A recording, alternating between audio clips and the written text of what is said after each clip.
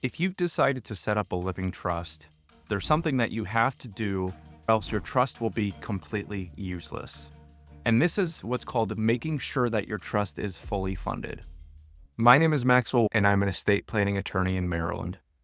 To understand what that means, you have to understand how a trust functions. A trust only controls assets that are legally titled in the name of the trust.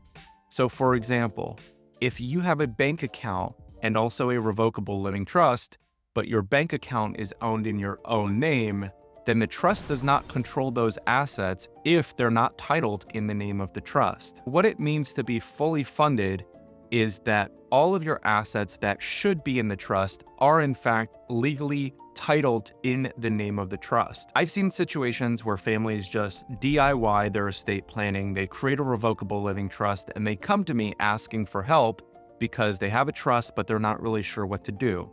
And when we go through their assets, they didn't place anything into the trust. And so the trust says, do this with the house, do this with that checking account, but the trust has no control over those assets, and so the trust is completely useless. If you create a trust but don't actually go through the effort of making sure that your assets that should be in the trust are actually placed into the trust, then what you're doing is just making it more complicated for your loved ones, and you're setting them up for failure and confusion. And so you might be wondering, well, how do I do that? How do I make my checking account owned by the trust? How do I make my vehicle owned by the trust? And the answer is that it really depends on the type of asset. So the way that you title a house is different from the way that you title a checking account or a retirement account. And not only that, but some assets should not be placed into a trust at all for different reasons. For example, if you place your 401k or retirement account into the trust during your lifetime, there may be early withdrawal penalties from the IRS.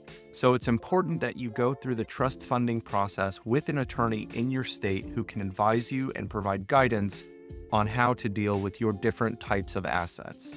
This video is for informational purposes only and should not be intended as a substitute for receiving legal advice from an attorney licensed in your jurisdiction.